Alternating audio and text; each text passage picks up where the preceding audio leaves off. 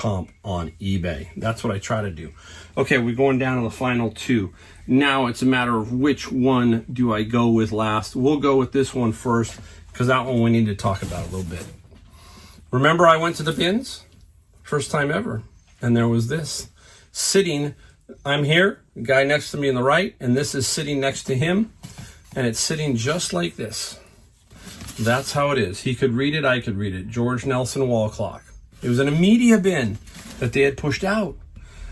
I was thinking, please don't grab it, please don't take it. And he didn't take it, so I reached it.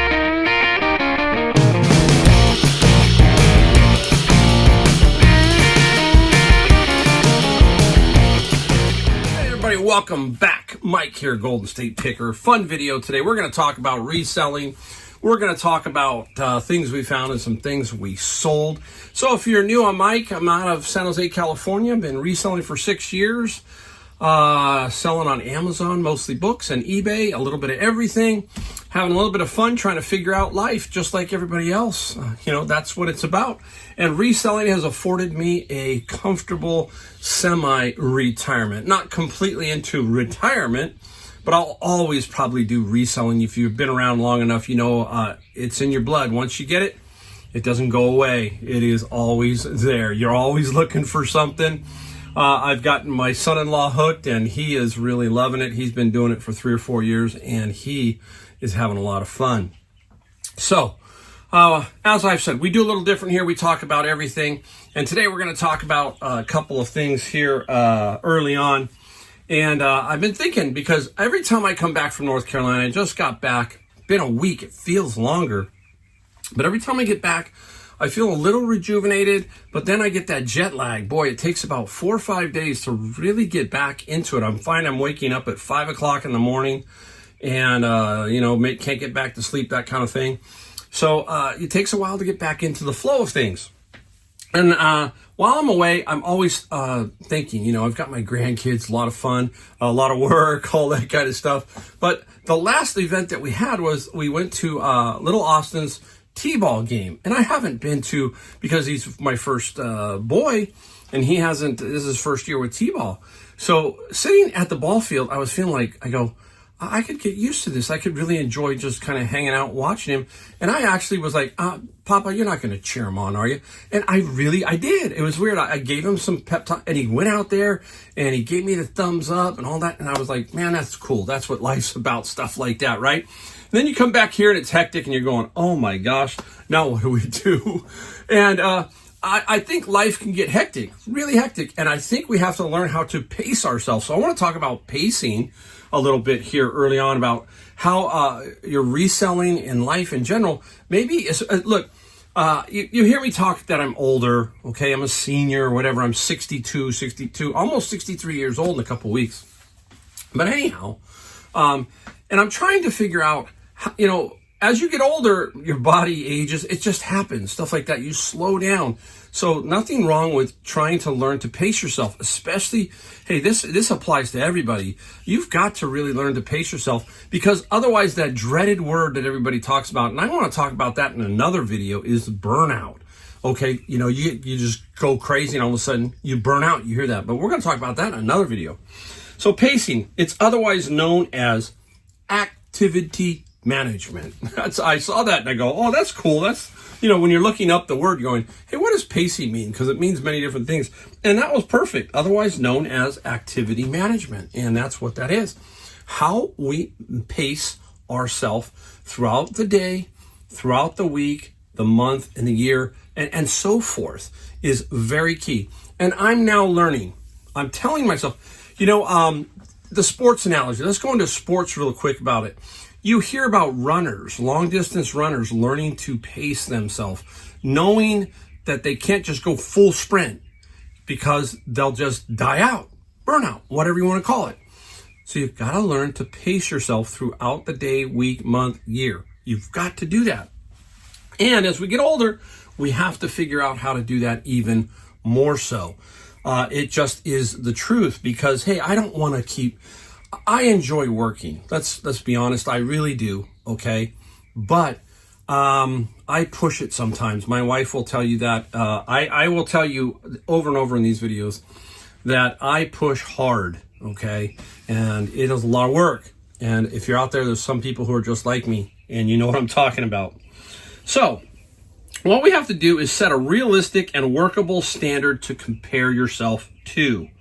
Make sure to compare you only with you. We have talked about this over and over. And then maybe only within like the last year. You know what I'm saying? Compare yourself year over year. What's happening? How am I working things out? What are my goals or vision? Or, well, I don't like to use the word goals, right? Because you hear me, but it's so ingrained in us. What is my long-term vision? And how am I going to pace myself to get to that long-term vision? So please keep that in mind. That's what we want to do. So I'm finding that I want to pace myself to have more time away. Like my wife said, hey, what do you want to do this afternoon?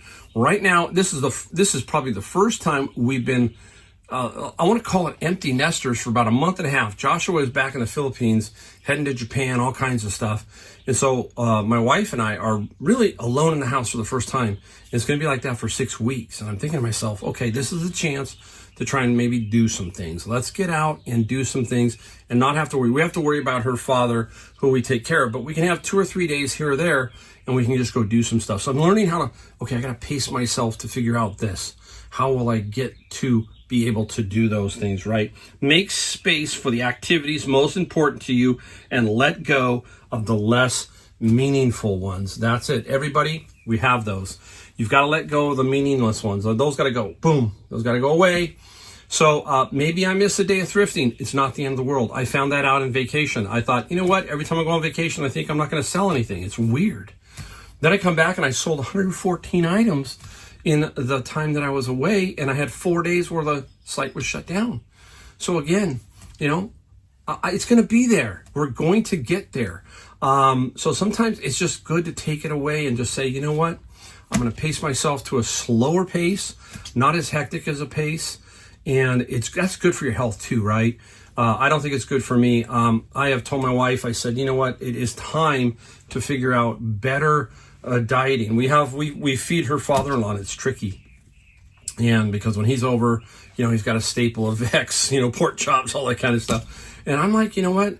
I'm getting tired of that myself. I want to be able to tone it down. And as you know, I have diabetes, all that kind of stuff. I'm trying to figure that out, and I'm working on it. And sometimes that glucose monitor, which I wear, is good and bad, okay? It does alert me to what's going on, and so I got to be careful. So I got to pace myself in a lot of things. So that's what I'm talking about.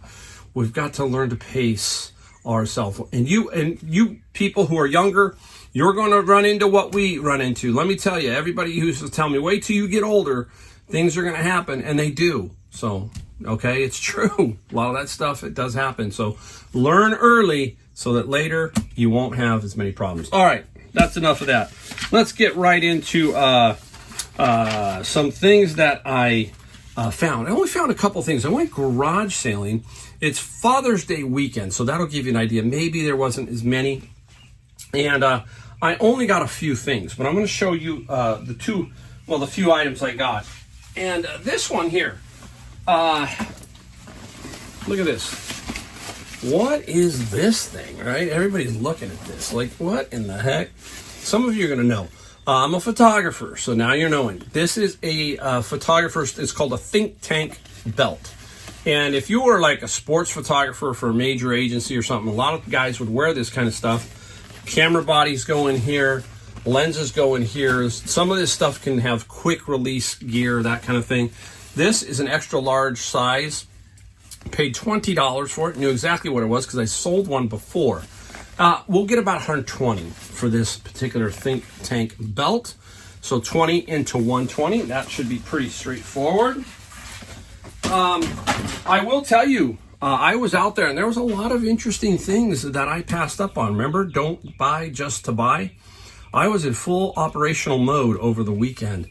I saw a few VCRs. I said, no, maybe not, just on the line, and didn't do it. So again, that's another thing. When you're not finding it, turn that don't buy just to buy on and really think about it. Okay. went to this one. It was an estate sale. I love certain estate sales, especially when they're run by the family. And this one was. And these were inside the house. Okay, what are they? These are Pioneer multi-play disc. They hold 6 discs. Okay, so you can kind of see it here. I'm going to try and open one up if I can. So the disc slides into there. This is for CarPlay. Some of the cars had these. You would slide it in. So you'd have 6 CDs in it. And there's also a CD player, which we'll talk about in a second, that this slides into. I got 14 of these. $10 was the first thing here. So I said, how much? She said, $1 each. I said, hey, how about $10 for all of them? 14 of them. Now, there must be the player somewhere, and I did. I found it. I'm going to show you a picture because I don't want to hold up each item so you will see the picture here. There's a Pioneer 6-disc changer. That's what we were showing you. I got that. I got a Sony VCR DVD combo rewrite. That is the key. That is where you can put the VHS tape in and it will write to a DVD-R, that kind of thing, CDR, all that. I got that whole stack of electronics for $30 and those for $10, so that was $40. The tape deck, I think we're going to get about $70 to $80. The receiver, similar, $70 to $80. CD player, we're going to take 4 of those little CD changers, bundle that with that. We should get about $80. And the 10 by themselves, we should get about 60. So that's my thinking on that. So 40 into that. That was a good buy, okay? And that's why I had bought that stuff early on. I thought to myself, man, I don't need a whole lot more electronics. I'm already full here. So again, don't buy just to buy. Pacing, all that kind of stuff. You know, that's kind of what my thinking was on all of that yesterday. Went to Savers, and there was nothing at Savers. They had 6 or 7 people call out. The weather, I'm telling you, right now in California is absolutely stunning weather. 75 degrees, beautiful weather. Maybe today we take off and go to the beach. Maybe one of those, you know, moments where we just go. Okay, my wife and I just did get out. I'm telling you, it's fantastic when the weather's right here, and today is one of those days, and so was yesterday. It was really good. All right, so that's all I got to show you that I found. Want to always be straight up and say, hey, we don't always just knock it out the ballpark. So, all right, let's get into what we sold. We sold $1,187 worth of stuff. There are 18, I believe, items here that we're going to go through. Good from small to big. We're just going to show you it all, and that's the way I'm going to do it. I'm going to start showing everything that I can just to give you an idea that, yeah, Mike sells it all, and it all adds up to the end number at the end of the year. Okay, ready? Let's go with, I just got this one, and this one was blocked. This is Counseling the Culturally Diverse, blocked on Amazon, if you're asking. Sometimes we're restricted, and it's been getting more and more, and a lot of people out there are talking about the restrictions that Amazon have been putting on. So this one here is Counseling the Culturally Diverse, and counseling got 32 plus free on the shipping side, so that's a nice one. Let's move this over so I can stack that one there. Let's go to this one. This was just a unique book, and this is from a Japanese like bookstore / Japanese market type thing. I know of it around here, and this is about the Berserk movie or something. It looks like it's hand colored, but it's part of the art in here, and you can kind of see it. These art books can go for some decent money. Certain type ones, like the Disney art ones, can go for good money, so keep your eye out for the Disney ones. And this one, the art got 22 plus 12 for shipping. Nice little find there. Hats. Now, I do buy hats. I won't pay more than $1 or so, and this is a little Callaway hat. Had it for a while. I have a big head. This thing, even though it's adjustable, there ain't no way. Look at this thing. There ain't no way it's going to fit on this head. All right. So, yeah, just a big head Callaway. And the hat got 10 plus 6 on the shipping side for that. Should be able to stack it over here. Oh, my gosh. Hey, we talked about software, right? All older software. Here is a Windows 7 Professional, and it's the upgrade. Now, it came out of my bin of books, okay, and has the codes. You got to be careful. Do not photograph the complete code. I always photograph half the code, cover half the code. That way, it doesn't have a problem. And the windows got 23 plus 8. Now, if you get it sealed, you got even more money. So, yeah, like I said, do not, you go to garage sales and stuff, looking, buck into 20, 25. Amazing, right? Now, here is one that came, this was in the bin of books. And this is a Kensington Little Mouse, okay, little rollerball. These rollerball ones can be decent sometimes. Now, this one wasn't, but I said, you know what? I'm going to sell everything here. And the mouse got 12 plus 7 for shipping. So, hey, easy money. All of a sudden, I think I've got one part left of that Seiko espresso machine. And this is the drip tray right here, that kind of little thing that slides in and out. Look at it. Little strange little unit. Hey, remember, if you can part it out, you can make money, more money sometimes than you would selling it, and less risk because they're usually easier to ship. So the Seiko got 12 plus 10. And some pieces go for obviously for more. These smaller pieces don't. I have a little tub that I keep them down in here, and that tub just basically I just fill up with parts of stuff. So that's kind of my simple approach to organization. Parts, that kind of stuff go into a bin like this. So I said, okay, if it's a part to something, it's probably in that bin, instead of trying to dig around too much and getting caught up. All right, my friend Brian and I were at a garage sale a couple weeks before I left, and these are Jerry Garcia ties. Very cool. Who's Jerry Garcia? Everybody knows, right? Jerry Garcia of the Grateful Dead. Yes, he had a tie line, and they don't go for a whole lot, but I got all of these for $7. Okay, so I'm not going to make a lot of money on them, but I knew I could flip them, so I just store them in a nice little Ziploc like this, easy to ship. So the Jerry Garcia ties got 30 plus 10. There you go. I mean, stuff like that. Simple flip. Golf season. I haven't been finding a lot of golf clubs, so my inventory is, dwindling, but that's okay. And this is one that I found, and this is a unique one. This is a C3i, an off-type brand, but it's a wedge. And back in the day, they used to have the Alien, and it was supposed to cut through the sand. I tell you, this is what they call the bounce. Look at this. This is huge. For us, this is a big bounce. No pro would play this. This is 65 degrees of loft, and that 65 is right there, and you got to know that, okay? That's a lot of loft. 64, but 65, that's a lot. And this is just a typical wedge flex. You need to know that. But the CGI wedge, I think I paid no more than a couple bucks for it. Got 30 plus 14 on the shipping side, and you just need to find some tubes throughout your travels. When you're looking around, look for specific boxes that are going to be troublesome for you. I have an item in here I'm going to show you in a second that is going to be troublesome for me, and I think I have a box, but if not, I'm going to have to manufacture some sort of box. We'll talk about it when we get to that item. Okay, here we go. Board game out of my friend's locker, which I paid $2,800 for, over $19,000 in gross sales. He had like 100 games. This is Lord of the Rings, a little simple board game. And hey, everything now is pure profit out of that. And the Lord of the Rings, we got, what did we get for Lord of the Rings? Oh my goodness, where is it? I know I got 17. I got $15.95 plus $17 on the shipping for that one. Nice. Again, I'm not going to pass up profit, basically. Here we go. Interesting book.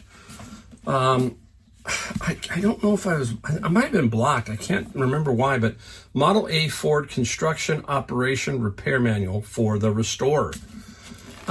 And it's just about the Model A car, Ford, right? There were so many of them made, and they're very easy to work on, that kind of thing.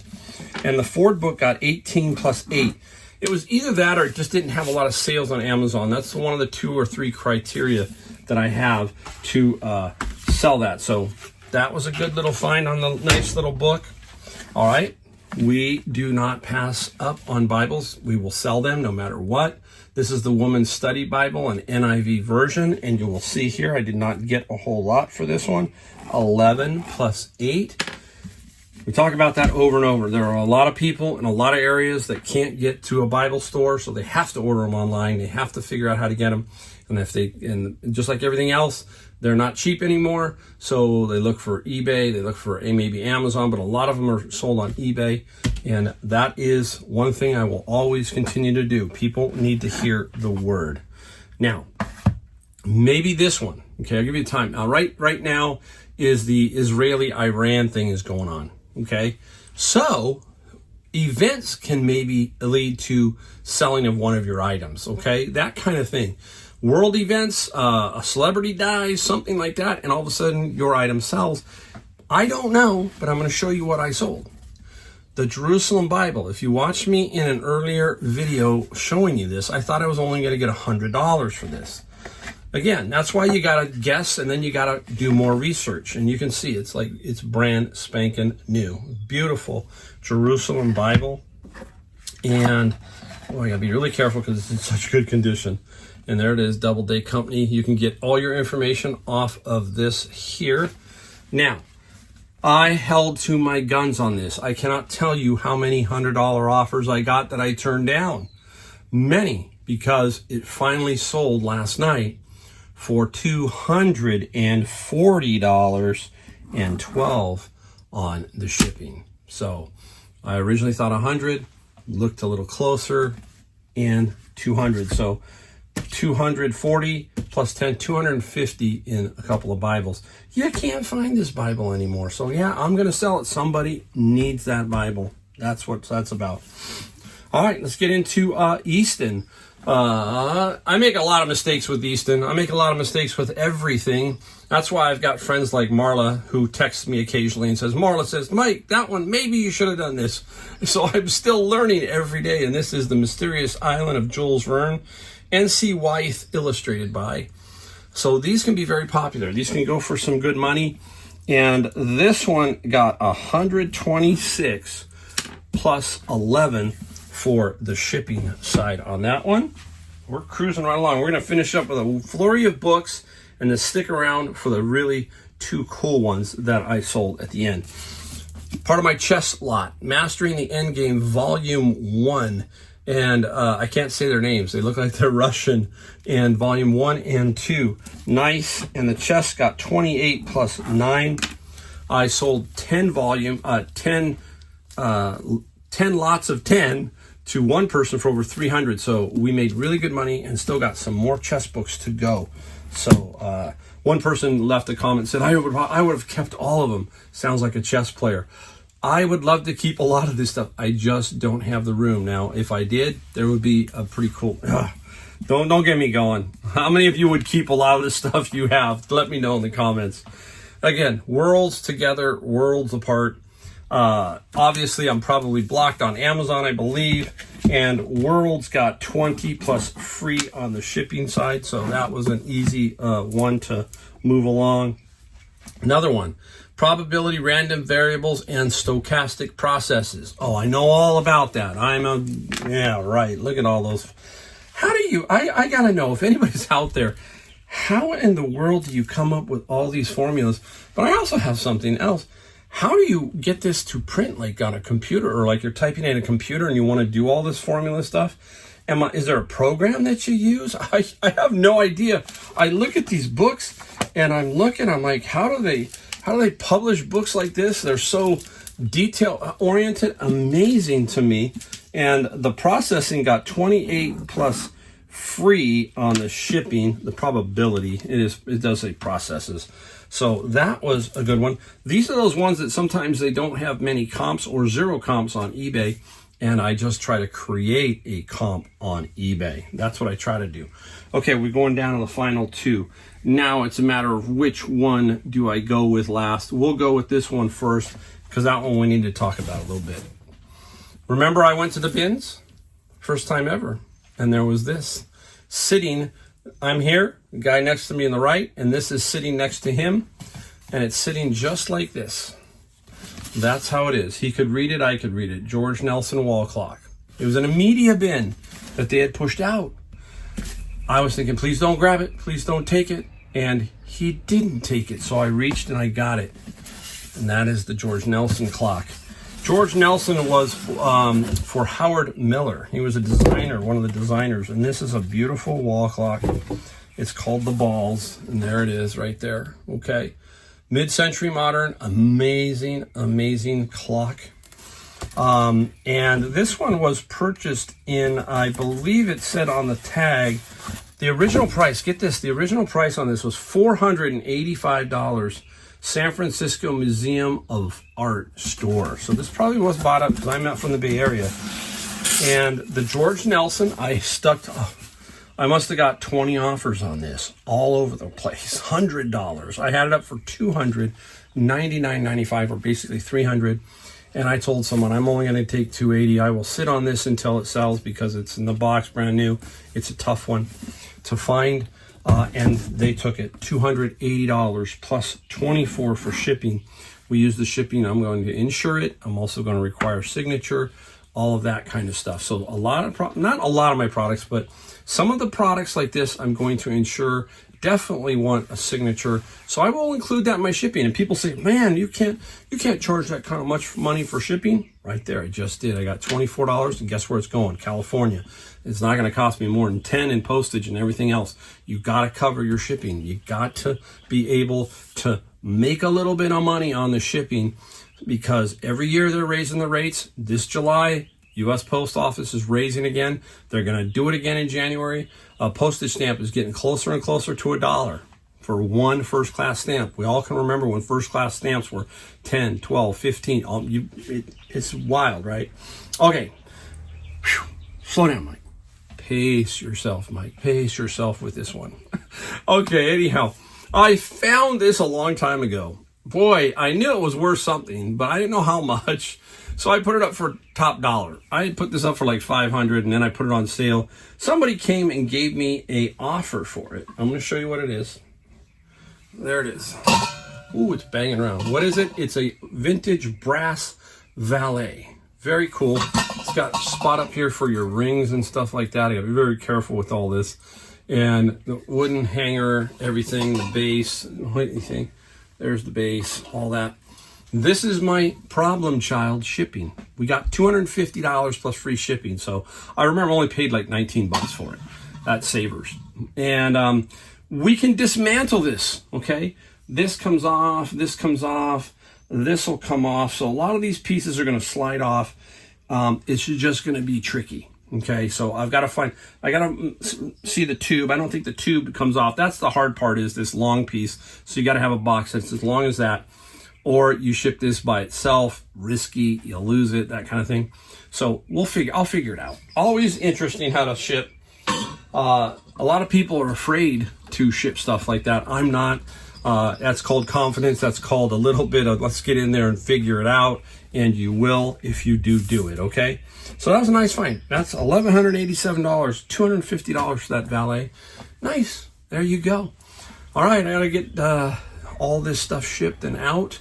I got to pace myself today. I got to make sure I don't run out of energy later in the day. So hopefully you enjoyed my video. If you did, hit the subscribe, the like, and the bell notification. Simple. That's the only thing we ask for here. We don't sell you a bunch of stuff. We don't try to trick you. It's straightforward. It is fun. It's not easy. And if you do it right, you can make some nice money doing this, okay? So thanks again, and I will see you in my next video.